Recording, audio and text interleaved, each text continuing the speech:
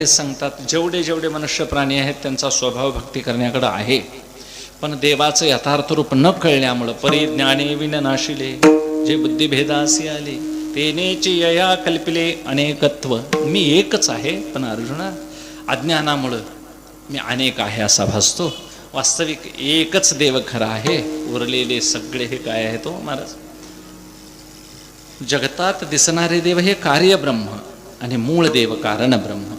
कारण ब्रह्म असलेला परमात्मा हे एकच आहे.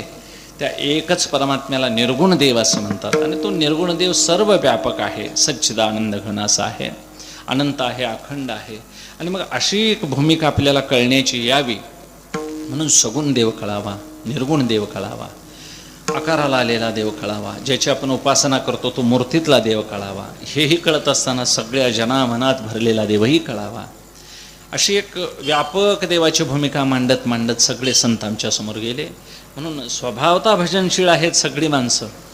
देखे मनुष्य जात सकल स्वभावता भजनशील झाले असे केवळ माझ्याची ठाई. आपल्या ठिकाणी म्हणजे माझ्याची ठाई म्हणजे आपलं देवानं नाव मांडलेलं नाही महाराज. जिथं माझेपण आहे, जिथं मला मी अमुक आहे 80 जे बुद्धी स्फुरे अहर्निशी ती वस्तुगा. प्रत्येकाचं स्वभावता आपल्यावरच प्रेम आहे. आपल्यावर म्हणजे पर्यायानं आत्मस्वरूपावरच आहे. आणि आत्मस्वरूपाव्यतिरिक्त व्यापक देव कोणताही नाही. आणि असं प्रत्येकाला कळावं म्हणून उपास्य देव आहे समोर, पण कळण्याची पात्रता नसेल तर. म्हणून अर्जुनाला समोरच देव होता, पण कळण्याकरता ती विशिष्ट नजर आलेली. डोळे होते, पण त्या डोळ्यानं दृश्य दिसायचं, पण त्या दृश्याचं विशेष भाव मात्र कळत नव्हता. आता अर्जुन महाराज अगदी ज्ञाता पुरुष आहे, महान आहे, क्रांतदर्शी आहे, जीवनमुक्त आहेत म्हणायचे. ते एवढी उंची आहे त्यांची, पण असं त्यांना देव कळला नाही असं म्हणणं आहे आमचं मूर्खपणा होईल.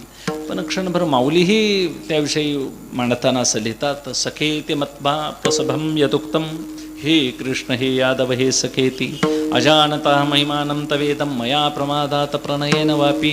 या श्लोकावर माऊली मांडतात, आहा थोर वावूर झाले अमृते सम्मार्जन म्या केले, वारिके घेऊन दिदले कामधेनुते, परिसाचा खडावाची जोडला, तो फोडून आम्ही गाडोरा घातला, कल्पतरू तोडून केला कोपशेता, चिंतामणीची खाणी लागली तेने करी ओढाळे ओल्हांडली, तैशी तुझी जवळीक धाडली सांगातेपणे.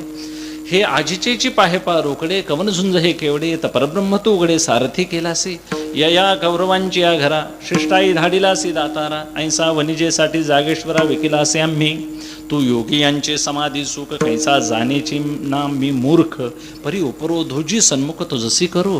हे माऊली अतिशय